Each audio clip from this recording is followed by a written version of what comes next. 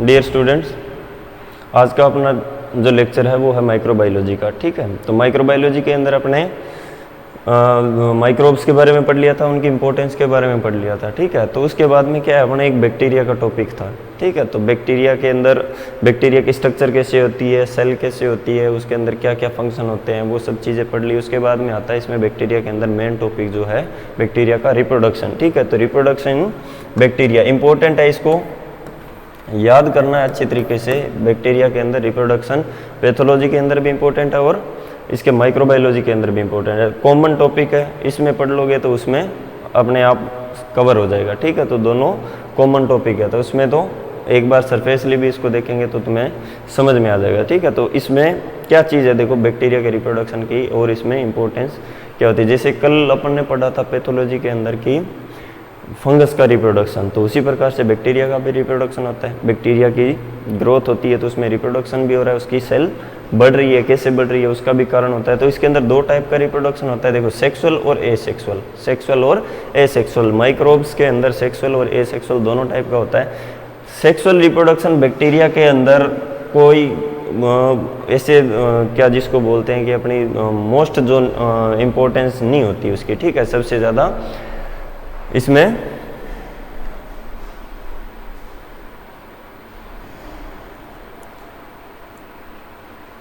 ठीक है, तो इसके अंदर क्या है, सबसे ज़्यादा जो इंपॉर्टेंस होती है इसके अंदर तो वो होती है एसेक्सुअल रिप्रोडक्शन। एसेक्सुअल रिप्रोडक्शन में भी क्या होता है, बाइनरी फिजन। किससे होता है, बाइनरी फिजन, एक से दो सेल बनना।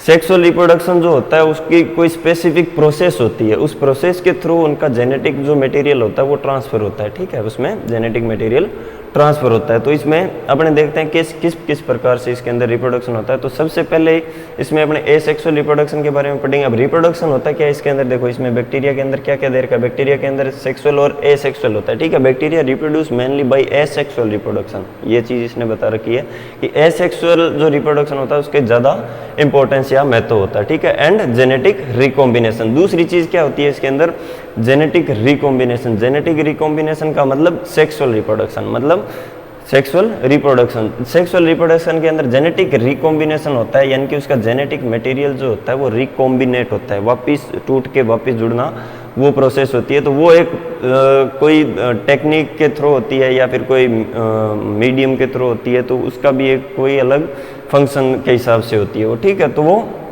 जो जनरल जो रिप्रोडक्शन होता है वो होता है इसका बाइनरी फिजन ही। ठीक है, तो एग्जाम में भी पूछ ले कि मोस्ट कॉमन जो मेथड होता है बैक्टीरिया के अंदर वो बाइनरी फिजन होता है। जेनेटिक रिकॉम्बिनेशन एक तरीके का कोई रिप्रोडक्शन का इसका कोई खास प्रोसेस नहीं होती, वो एक तरीके से कोई जेनेटिक मटेरियल ट्रांसफर हो जाता है। ठीक है, तो वो मेथड पढ़ लेंगे अपने। ठीक है, किस तरीके से हो सकता है उसके अंदर। Asexual reproduction involve the formation of identical individual from single parent, एक सिंगल पेरेंट से ही उसकी जैसी सेल बन जाती है। ये तो सब पता ही है कि एसेक्सुअल रिप्रोडक्शन के अंदर सिंगल पेरेंट की जरूरत होती है, डबल की जरूरत ही नहीं होती, क्योंकि उसमें कोई गैमेट्स और जाइगोट्स बनने का प्रोसेस नहीं होता।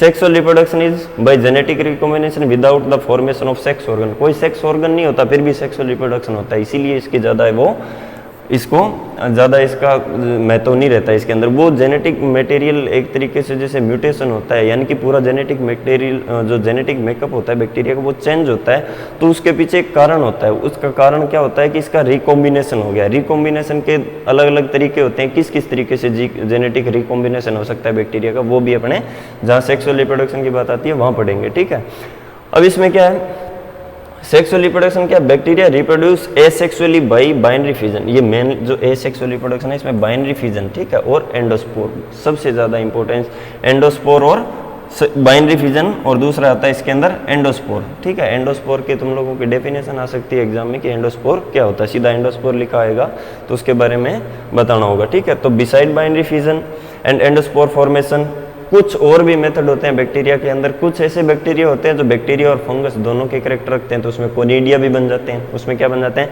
कोनिडिया भी बन जाते हैं। जैसे एक्टिनोमाइसीट्स होता है तो उसके अंदर कोनिडियल जैसी स्ट्रक्चर बन जाती है, किसी में सिस्ट बन जाता है, किसी में मीजोस्पोर बन जाता है। तो ये ज़्यादा इतने नहीं होते, इसलिए तो सिस्ट, अब जैसे सिस्ट बन गया तो सिस्ट का क्या है कि सीधा जो सेल होती है वो अपने आप में एक सिस्ट होती है, सेल जो होती है वो अपने आप में सिस्ट होती है, उसके ऊपर एक लेयर और बन जाएगी, वो प्रिजर्व होगी एक तरीके से, तो वो ऐसी स्ट्रक्चर बन जाती है। इसके अंदर बडिंग हो गया, ठीक है, बडिंग। तो ये बैक्टीरिया जो होते हैं ये एक जो टिपिकल जो बैक्टीरियल सेल होती है उस प्रकार की नहीं होती है, जैसे कुछ मिक्स कैरेक्टर के होते हैं, कुछ फंगस जैसे एक्टिनोमाइसीट्स होती है, तो इनमें ऐसे बडिंग और कोनिडिया जैसी स्ट्रक्चर बन जाती है। मेन इसके अंदर एंडोस्पोर और बाइनरी फ्यूजन का है। बाइनरी फ्यूजन 2-3 बार बता चुका हूँ, कुछ खास बात नहीं है इसके अंदर। एक सेल से 2 सेल बनती है, तो ये तुम लोगों का पढ़ा हुआ है, तो ये एक बार पढ़ लेना इसके बारे में, सिंपल, ठीक है। तो इसके अंदर कुछ भी नहीं होता, देखो एक बार और बता देता हूँ। इसमें एक सेल है, इसके अंदर क्रोमोसोम है और एक प्लाज्मिड होता है, ठीक है। तो ये सेल जैसे ही 2 भागों में बटेगी तो सब चीज़ें 2 भागों में बटेगी, इसका जेनेटिक मेकअप भी 2 भागों में बटेगा। बीच की जो प्लाज्मा मेम्ब्रेन होती है वो अंदर की तरफ बढ़ने लग जाती है, फिर वॉल भी इसके अंदर की ओर ऐसे ग्रोथ कर जाती है और एक से टूट के 2 सेल बन जाती है। तो ये सीधा सा इसके अंदर बाइनरी फ्यूजन 1 से 2 बनना, ठीक है। तो ये कितना टाइम लेती है वो चीज़ें भी बताई थी कि 15 मिनट में ये डबल हो सकती है, डबलिंग टाइम या जनरेशन टाइम बोलते हैं जिसको। तो डबलिंग टाइम हो गया उसके अंदर, एक टाइम 15 मिनट में 2 बन गई, हो सकता है पूरा दिन लग जाए, घंटे भी लग सकते हैं इसके अंदर, तो वो डिपेंड करता है इस पे, ठीक है, कंडीशन पे डिपेंड करेगा, ठीक है। अब इसके अंदर क्या न्यूक्लियर मटेरियल है वो डिवाइड हो जाएगा, 1 से 2 सेल बन जाएगी, तो ठीक है। तो ये बाइनरी फ्यूजन हो गया। एंडोस्पोर बता देता हूँ क्या एंडोस्पोर, देखो इसमें क्या है। एंडोस्पोर क्या होता है कि जब डेसिकेशन जिसको बोलते हैं कि अगर सेल से पानी कम हो जाए या फिर ड्राई कंडीशन हो जाए, अनफेवरेबल कंडीशन होती है, या फिर स्टारवेशन यानी कि न्यूट्रिशन की कमी हो जाती है कहीं, जब न्यूट्रिशन की कमी हो जाती है तो उसमें कुछ बैक्टीरिया ऐसे होते हैं जिनकी ऐसी प्रॉपर्टी होती है कि वो सेल का जो प्रोटोप्लाज्म होता है ना, पूरा का पूरा प्रोटोप्लाज्म इकट्ठा होके और एक गोलाकार संरचना बना लेता है। वो एक गोलाकार संरचना बना लेगा, उसके ऊपर वॉल बन जाएगी और उसके ऊपर एक लेयर और बन जाएगी। तो वो क्या चीज़ कहलाती है कि अपने आप में एक बीजाणु बन गया, तो वो एंडोस्पोर आंतरिक भाग में रहता है, इसलिए वो एंडोस्पोर। कुछ बैक्टीरिया ऐसे होते हैं जो एक्सोस्पोर भी बना सकते हैं कि एंडोस्पोर जो स्ट्रक्चर होती है वो वॉल पे आ जाए, तो वो एक्सोस्पोर भी हो जाता है। एंडोस्पोर का मतलब ये बैक्टीरिया के अंदर ही बनता है, ठीक है। एक्सोस्पोर जो वॉल से बाहर बनता है, एंडोस्पोर जो वॉल के अंदर बनेगा, तो ये अंदर बनता है, तो इसलिए इसको क्या बोलते हैं एंडोस्पोर। तो ये सीधा सा है, इसके अंदर कुछ भी नहीं है। देखो under unfavourable condition bacteria undergoes sporulation. Sporulation का मतलब बीजाणु बनाना, बीजाणु बनाने की प्रॉपर्टी आ जाती है इसके अंदर। तब bacteria DNA get replicated, bacteria का डीएनए जो होता है वो रेप्लिकेटेड रहता है। Spore develops near one end of the cell, एक कोई देखो इसमें डायग्राम है, ये एक एंड की तरफ, वॉल की एक एंड की तरफ वो चला जाएगा, पूरा प्रोटोप्लाज्म होता है वो एक एंड की तरफ चला जाएगा और वो धीरे से सिकुड़ के वो क्या करेगा, धीरे धीरे सिकुड़ के वो एक वॉल और बना लेगा, उसके ऊपर ये बहुत सारी वॉल बन जाती है। ये चीज़ किस लिए काम आती है, जब भी फेवरेबल कंडीशन आती है, बैक्टीरिया को जब न्यूट्रिशन मिलना स्टार्ट हो जाता है, तो ये एंडोस्पोर के अंदर इतनी प्रॉपर्टी होती है कि पूरा बैक्टीरिया सेल का निर्माण कर सकता है। देखो इसके अंदर क्या क्या चीज़ हो गई, स्पोर कोट हो गया, कोर्टेक्स हो गया, डीएनए रहता है इसके अंदर, राइबोसोम और सब चीज़ें इसके अंदर रहती है, ज़रूरत का सामान पूरा रहता है। जब भी न्यूट्रिशन मिलेगा ये अपने आप ग्रो करके नई सेल का निर्माण कर देता है। इन चीज़ों को मारने के लिए या फिर इन चीज़ों से बचने के लिए तो बैक्टीरिया को क्या करते हैं, कई बार अपने स्टरलाइजेशन करते हैं, तो एक बार टेम्परेचर देके, हाई टेम्परेचर देके, फिर वापस ठंडा करके, फिर वापस उसको दोबारा टेम्परेचर देते हैं। तो उस टाइम क्या होता है कि बैक्टीरिया की कुछ प्रॉपर्टी होती है कि जब अनफेवरेबल कंडीशन, एडवर्स इफेक्ट आता है, तो बैक्टीरिया किस में कन्वर्ट हो गया, एंडोस्पोर में, और फिर अपने आप क्या हो गया, जर्मिनेट हो गए। कई बार क्या करते हैं, अपने कोई चीज़ को स्टरलाइज कर दिया, स्टरलाइज के बाद में भी उसमें कंटामिनेशन आ जाता है, यानी कि उसके अंदर चीज़ पड़ी हुई जो रहती है वो सड़ जाती है। उसका कारण क्या होता है कि उसके अंदर ऐसा बैक्टीरिया है जो एंडोस्पोर बनाने का काम करता है। तो जब उसको टेम्परेचर देते हैं, ठीक है, अनफेवरेबल कंडीशन होती है, तो बैक्टीरिया क्या करेगा, एंडोस्पोर बना लेगा। अब उसके ऊपर कोई ज़्यादा इफेक्ट नहीं पड़ेगा, ये हाई टेम्परेचर पे भी सर्वाइव कर सकता है। फिर क्या करते हैं, टेम्परेचर को डाउन करते हैं उस पदार्थ का, फिर उस वजह से क्या होगा, बैक्टीरिया वापस उसमें एक्टिव हो जाता है, यानी कि एंडोस्पोर वापस एक्टिव हो गया और नई सेल बना दी। वो सेल बनेगी तो फिर दोबारा टेम्परेचर देंगे तो वो सेल मरेगी, तो 2 बार उसको मारना पड़ता है। तो इस प्रभाव को क्या बोल देते हैं, टिंडलाइजेशन बोल देते हैं इसको, ठीक है, टिंडलाइजेशन होता है ये। तो अब इसमें क्या है, ये देखो, ये कैल्शियम आयंस और ये सब चीज़ें होती है इसके अंदर, peptide, glycan and calcium ions, ये इसके अंदर डाइपिकोनिलिक एसिड, ठीक है, डीएनए, आरएनए, ऑर्गेनिक एसिड, ये सारी चीज़ें इसके अंदर होती है सेल के अंदर। ये एंडोस्पोर बना लेता है, एसेक्सुअल स्पोर होता है ये, ठीक है। तो ये सीधी सी प्रॉपर्टी है कि इसका पूरा जीव द्रव्य इकट्ठा होकर एक स्पोर का रूप ले लेती है, उसको एंडोस्पोर बोलते हैं। तो ये इसकी डेफिनेशन हो जाएगी। अब इसके बाद में देखो, इसमें 2 चीज़ें हो गई वो क्लियर। एसेक्सुअल में ज़्यादा कुछ नहीं था। सेक्सुअल रिप्रोडक्शन, ठीक है, सेक्सुअल रिप्रोडक्शन के अंदर क्या चीज़ ऐसी टेक्निक होती है कि जेनेटिक रिकॉम्बिनेशन। जेनेटिक रिकॉम्बिनेशन यानी कि एक डीएनए का दूसरे जीव में चला जाना, ठीक है, फॉरेन डीएनए का एक दूसरी सेल में चले जाना, तो वो क्या, एक सेल के अंदर फॉरेन डीएनए आ जाना। कैसे आएगा वो, ये देखो इसके अंदर कौन कौन से मेथड होते हैं, ट्रांसफॉर्मेशन, कॉन्जुगेशन और ट्रांसडक्शन, 3 मेथड होते हैं, इंपॉर्टेंट है, याद कर लेना इनको, ठीक है। अब ये क्या है, बैक्टीरिया की सेक्सुअल रिप्रोडक्शन के बारे में क्वेश्चन पूछ लेते हैं कई बार, ठीक है। और रिप्रोडक्शन में तो बहुत आसान हो गया, बाइनरी फिजन, एंडोस्पोर, 2 तो हो गए एसेक्सुअल और 3 हो गए सेक्सुअल रिप्रोडक्शन। अब इसके अंदर देखो ट्रांसफॉर्मेशन सीधा से होता है। देखो ट्रांसफॉर्मेशन में क्या होता है, अगर कोई मीडियम है, मीडियम यानी कि जहाँ पे बैक्टीरिया की सेल की ग्रोथ होती है, ठीक है, तो बैक्टीरिया की सेल की ग्रोथ होती है, तो उस टाइम में क्या होता है, कोई टॉक्सिक कंपाउंड, कोई भी अदर फैक्टर की वजह से, एडवर्स इफेक्ट की वजह से, या फिर कुछ ऐसी घटनाएं हो जाती है, यानी कि उनके अंदर टॉक्सिक एंड पैदा हो जाता है, ठीक है। तो जैसे 2 बैक्टीरियल सेल एक मीडिया के अंदर है, इसके अंदर इसका क्रोमोसोम है, इसके अंदर इसका क्रोमोसोम है, ठीक है। तो ये क्या करेगा कि इस सेल का अगर लाइसिस हो जाता है, इस सेल का अगर लाइसिस हो जाता है, इस सेल की वॉल वगैरह हट जाती है, तो इस बैक्टीरिया का डीएनए जो होगा वो उस सेल से बाहर आ जाएगा, वो डीएनए बाहर आ जाएगा, और उस डीएनए का कोई एक खंड दूसरे बैक्टीरिया की जो होती है उसके डीएनए के साथ में जुड़ के और उस बैक्टीरिया के अंदर चला जाएगा, तो वो क्या हो गया, रिकॉम्बिनेंट हो गया, वो क्या हो जाएगा, रिकॉम्बिनेंट हो गया, ठीक है। रिकॉम्बिनेंट होने का मतलब ये हो गया, ठीक है, रिकॉम्बिनेंट हो गया, तो ये ट्रांसफॉर्मेशन, ट्रांसफॉर्मेशन का मतलब सीधा ट्रांसफर हो गया, एक बैक्टीरिया से दूसरे बैक्टीरिया के अंदर सीधा चला गया जेनेटिक मटेरियल। अब ये देखो, ये सेल थी, ठीक है, ये बैक्टीरियल क्रोमोसोम था, ये टूटे हुए इसके भाग है, तो ये बैक्टीरिया की सेल अगर कहीं टूट जाती है, तो इसका जो डीएनए होता है वो टूट के किसी दूसरे बैक्टीरिया के क्रोमोसोम के साथ में जाके जुड़ जाए, तो उसको क्या बोल देते हैं, ट्रांसफॉर्मेशन। सिंपल सा मेथड है, इसके अंदर कुछ बड़ी कहानी नहीं है, सबसे आसान यही है, ठीक है।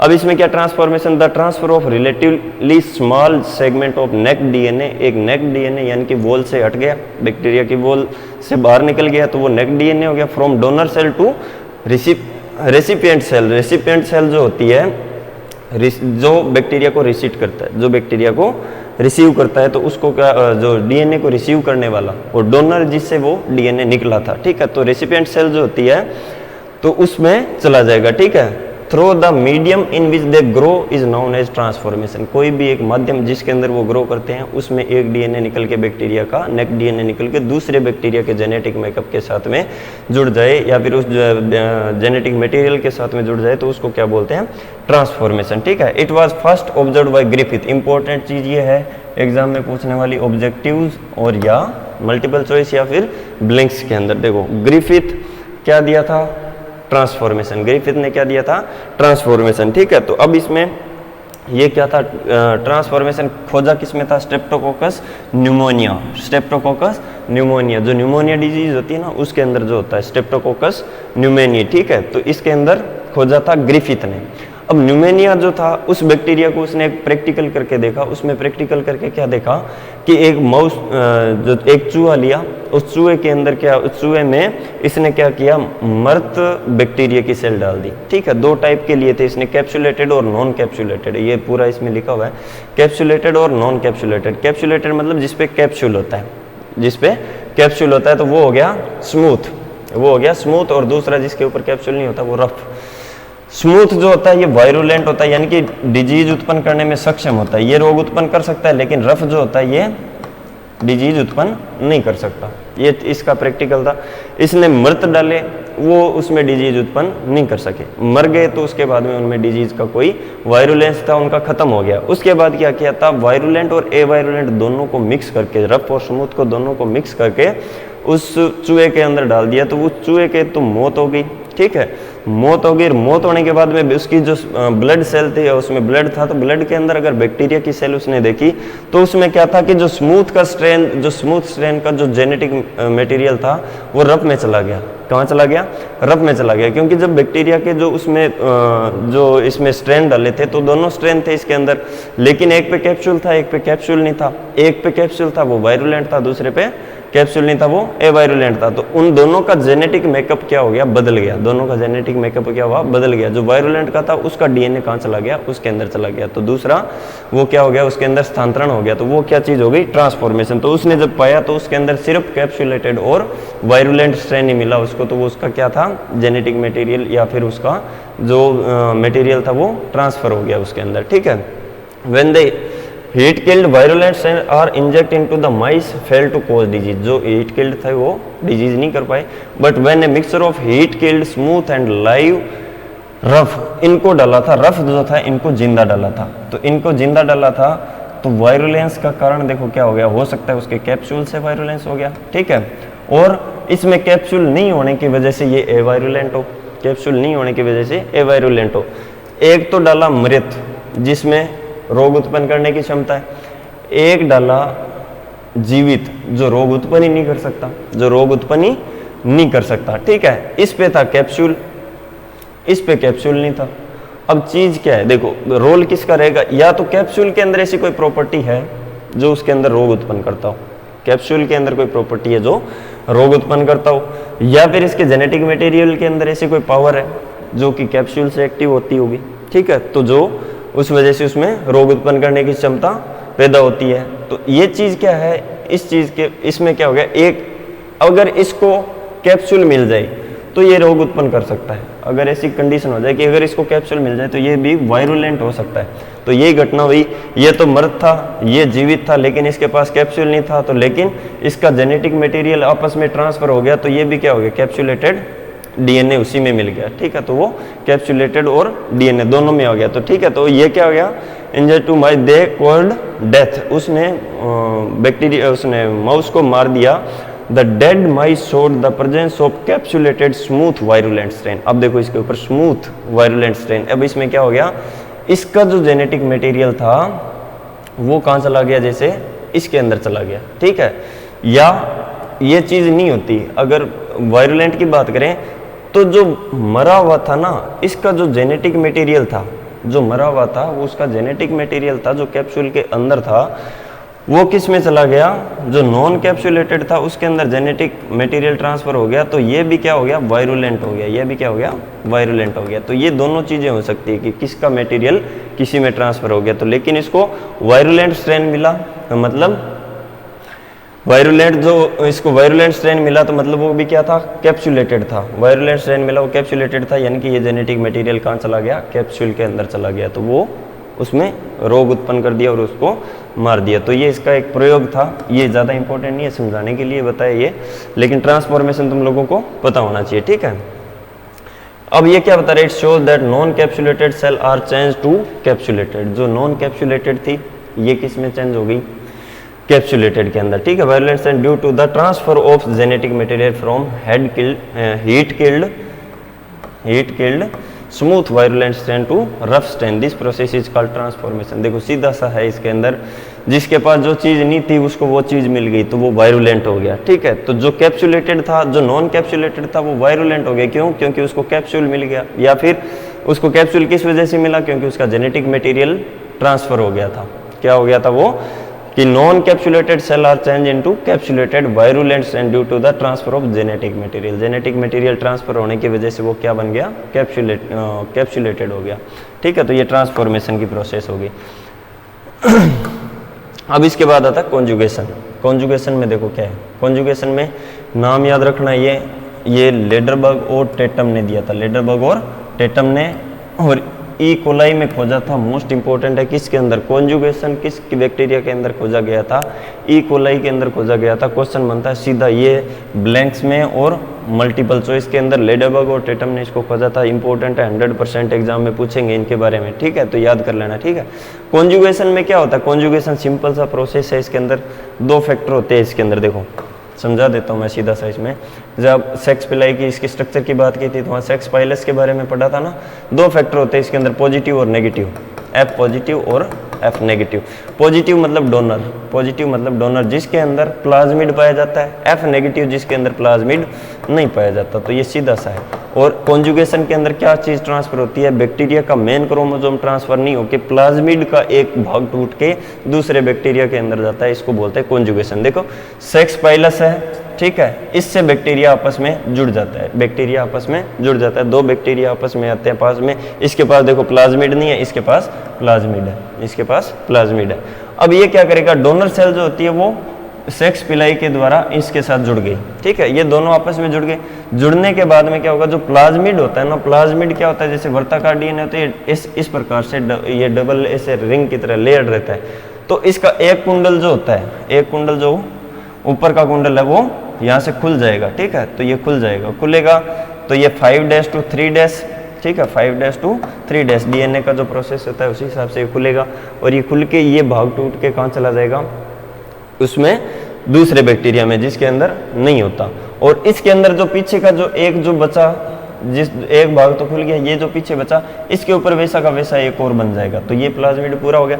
ये खंड जब टूट के इस बैक्टीरिया के अंदर आएगा तो इसके अंदर मैसेंजर आरएनए जो आरएनए का जो काम होता है ना, वापस उसी को जिसका कोड की रीडिंग करके और उसकी सूचना देके डीएनए को, और फिर वैसा का वैसा एक स्ट्रक्चर और बनाने को, तो वो क्या करेगा, ये जो कुंडल बनेगा तो इसके ऊपर वापस एक लेयर और बन जाएगी, ठीक है। तो वो क्या होगा, रेप्लिकेशन हो जाएगा। जो रेप्लिकेट जैसे होते हैं ना, तो मतलब डीएनए का निर्माण होता है। रेप्लिकेशन में क्या होता है, जो पहले तो खुलेगा डीएनए, फिर उसके ऊपर एक वैसा का वैसा स्ट्रैंड और बन जाएगा, तो उसी प्रकार से इसमें भी एक स्ट्रैंड और बन जाएगा, तो दोनों में एक एक प्लाज्मिड हो गया, ठीक है। ये हिस्सा यानी कि इसके पास दो थे, दो लेयर थी, दो लेयर में से एक लेयर इसको दे दी, एक लेयर इसने खुद बना ली, इसके पास एक लेयर बच गई और इसके ऊपर उसने वापस एक लेयर और बना ली प्लाज्मिड की, ठीक है। दो स्ट्रैंड जिसको बोलते हैं, तंतु, एक ऊपर उसके ऊपर जो स्ट्रैंड बन जाता है डीएनए का, तो वो चीज़ क्या हो गई, कॉन्जुगेशन, ठीक है। तो कॉन्जुगेशन में समझ में आया क्या, एक सेल से दूसरे सेल में किसका ट्रांसफर, प्लाज्मिड का ट्रांसफर। तो ये थ्योरी है, इसमें पढ़ लेना, ज़्यादा कुछ नहीं है इसके अंदर, सीधा सा एफ पॉजिटिव जिसमें पाया जाता है, एफ नेगेटिव जिसके अंदर नहीं होता। फिर दोनों बाद में क्या बन जाएंगे, ये दोनों ही क्या हो जाएंगे, एफ पॉजिटिव बन गए, इसके अंदर भी है, इसके अंदर भी है। तो ये कॉन्जुगेशन होता है सिंपल सा इसके अंदर। अब इसके बाद आता है ये, इसमें पूरी इसमें कहानी लिखी हुई है मेरी कि क्या है इसके अंदर, DNA unwind in the 5' to 3' direction and the free 5' end migrate into the recipient cell. तो रेसिपिएंट सेल जो होती है उसके अंदर 5' का किनारा जो होता है उसी किनारे की तरफ से वो उसके अंदर जाता है, दूसरे बैक्टीरियल सेल के एफ नेगेटिव के अंदर जाता है, ठीक है। तो ये इसका सिंपल सा प्रोसेस है। और उसके बाद में 3' 5' उसके ऊपर वापस बन जाता है। तो डीएनए का एक सीधा सा प्रोसेस होता है कि 5' to 3'। अगर ये डीएनए का स्ट्रैंड है, अगर ये सिंगल है, पहले ऐसे था, अगर ये खुल जाता है 5' to 3', तो वापस जो बनेगा वो बनेगा 3' to 5'। कैसे बनेगा, 5' to 3' to 5'। तो ये दूसरा जो कुंडल बनेगा वो ऐसे बनता जाएगा इसके ऊपर, ये इसका डीएनए बन जाएगा। तो ये सिंपल सा डीएनए का रेप्लिकेशन की प्रोसेस होती है, उसमें दे रखा है। तो ये synthesis of complementary strand in the recipient cell proceed discontinuously with RNA. RNA primer जो होता है उसके द्वारा वो क्या होगा, उसके ऊपर एक नया स्ट्रैंड बना देगा और वो उसमें नया प्लाज्मिड बन जाएगा बैक्टीरियल सेल के अंदर, ठीक है, जिसके अंदर नहीं था नेगेटिव, जो एफ नेगेटिव था ना उसके अंदर। तो दोनों में एक एक प्लाज्मिड बन जाएगा। उसके बाद आता है ट्रांसडक्शन। देखो ट्रांसडक्शन वैसे देखो बहुत इंपॉर्टेंट है। ट्रांसडक्शन के अंदर देखो एक मीडिएटर का काम करता है इसमें एक जीव, ठीक है। तो बीच में एक बिचौलिया चाहिए तब ये जाके प्रोसेस कंप्लीट होती है, ठीक है। अब इसमें क्या, ट्रांसडक्शन में मतलब जेनेटिक मटेरियल जो होता है वो एक बीच में मीडिएटर के थ्रू दूसरे के बैक्टीरिया के अंदर जाएगा। बैक्टीरियल सेल कॉन्जुगेशन में तो दो सेल जुड़ जाती है, ट्रांसफॉर्मेशन के अंदर एक बैक्टीरिया का जो जेनेटिक मटेरियल होता है वो नेक डीएनए जो होता है वो दूसरे में चला जाता है, ठीक है, कोई मीडियम के अंदर रहता है तो उस वजह से। अब इसमें क्या है, ट्रांसडक्शन में देखो क्या है, इसके अंदर वायरस जो होता है, इसके अंदर जो वायरस होता है वो मीडिएटर का काम करता है। वायरस जेनेटिक मटेरियल को एक बैक्टीरिया से लेके दूसरे बैक्टीरिया में भेजता है। कैसे भेजता है देखो, अब इसमें क्या होता है, transfer of genetic material from one bacterium to another bacterium through bacteriophage. उसको क्या बोलते हैं, बैक्टीरियोफेज। इंपॉर्टेंट है भाई। देखो वैसे बैक्टीरियोफेज किसको बोलते हैं, बैक्टीरियोफेज बोलते हैं जो बैक्टीरिया को किल करते हैं। बैक्टीरिया को, फेज का मतलब उसको खाने वाला, फेज का मतलब खाने वाला। तो बैक्टीरियोफेज ऐसा वायरस, बैक्टीरियोफेज की अगर डेफिनेशन पूछ ले एग्जाम में तो वायरस जो कि बैक्टीरिया को किल करने का काम करता है तो उसको क्या बोलते हैं, बैक्टीरियोफेज। तो बैक्टीरियोफेज जब बैक्टीरिया पे इन्फेक्शन करता है, अटैक करता है, तो उसके अंदर जेनेटिक मटेरियल होता है वो ट्रांसफर हो जाता है दूसरे बैक्टीरिया में। कैसे होगा वो भी देखते हैं। लेकिन ये जो बैक्टीरिया जो होते हैं वो वायरुलेंट नहीं होते। ये जो होते हैं, जो वायरस जो होते हैं, ये वायरुलेंट नहीं होते, डिजीज पैदा करने वाले नहीं होते। ये जेनेटिक मेकअप को ट्रांसफर करने का काम करते हैं। जिंडर एंड लेडरबर्ग, जेंडर और लेडरबर्ग ने इसको खोजा था, ठीक है। जिंडर और लेडरबर्ग, इसमें लेडरबर्ग और टेटम, लेडरबर्ग दोनों में है, देखो उसमें जिंडर लेडरबर्ग, इसमें लेडरबर्ग और टेटम, और जो एक ट्रांसफॉर्मेशन था वो था ग्रिफिथ। अब इसमें क्या है, साल्मोनेला टाइफियम के अंदर इसने खोजा था साल्मोनेला टाइफी, टाइफाइड का जो बैक्टीरिया होता है उसके अंदर, ठीक है, 1952 के अंदर। अब इसमें दो टाइप का होता है, जनरलाइज ट्रांसडक्शन और स्पेशलाइज। जनरलाइज, और इसमें देखो क्या होता है, मैं चीज़ बता देता हूँ। इसमें ट्रांसडक्शन में सिंपल सा प्रोसेस है, जैसे ये बैक्टीरियल सेल है, ठीक है, ये बैक्टीरियल सेल है।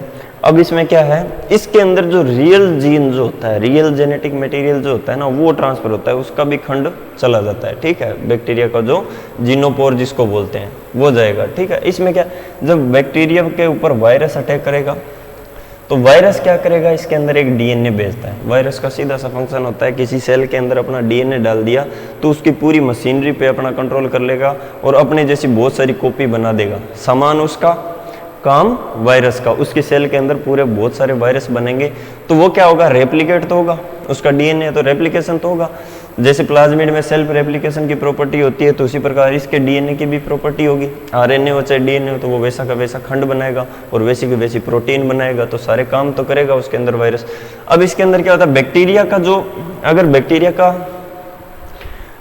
जेनेटिक मटेरियल, उसका डीएनए का कोई भाग, उसका क्रोमोसोम का कोई भाग टूटा हुआ है, या फिर टूटा हुआ कोई भी एक पॉइंट टूट के और किसके साथ में आ गया, वायरल जो डीएनए, देखो दोनों मिक्स हो जाते हैं इसके अंदर। वायरल डीएनए की कॉपीज है, बैक्टीरियल डीएनए के फ्रेगमेंट है।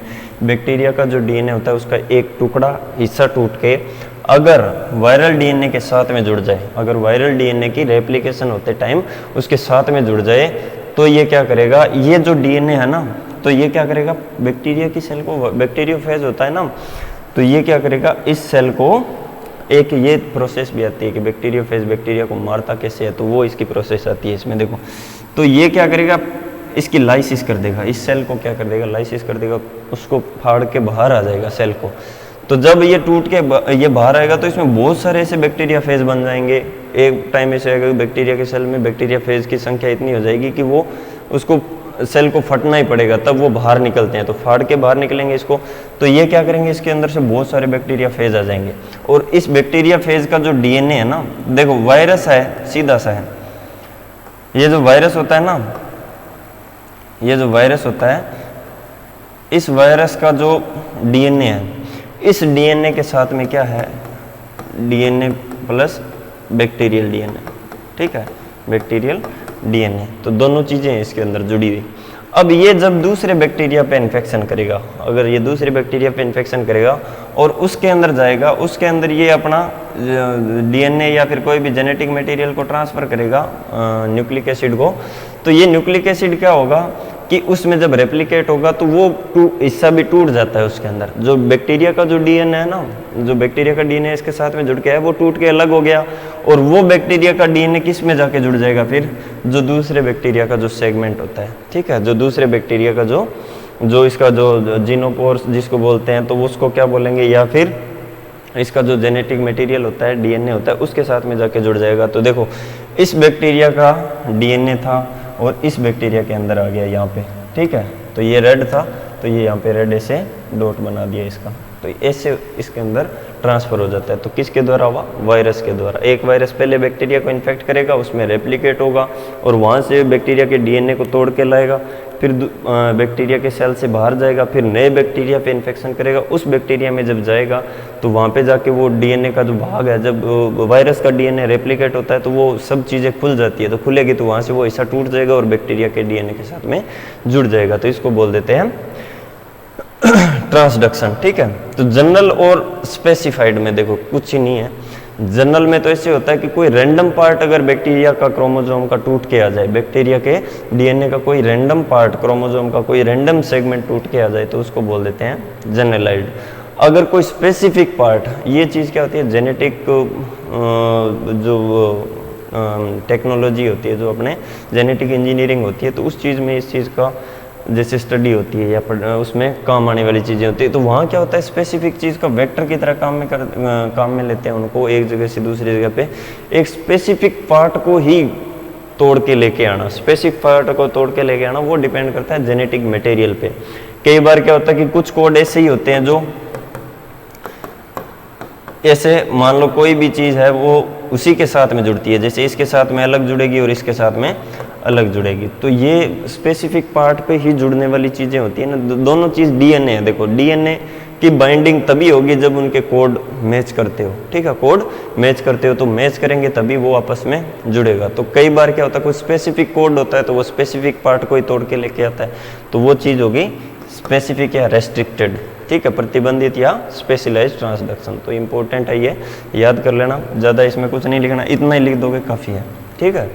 तो ये हो गया बैक्टीरिया का रिप्रोडक्शन, सिंपल सा है, इसके अंदर याद कर लेना अच्छे से। बैक्टीरिया का रिप्रोडक्शन इंपॉर्टेंट है पैथोलॉजी और माइक्रोबायोलॉजी दोनों में। आज के लिए बस इतना ही। बैक्टीरिया की लाइफ साइकिल और इसका जनरल कैरेक्टर और स्ट्रक्चर सब चीज़ें इसमें कंप्लीट हो गई, ठीक है। बाकी अपने नेक्स्ट क्लास में पढ़ेंगे। Thank you.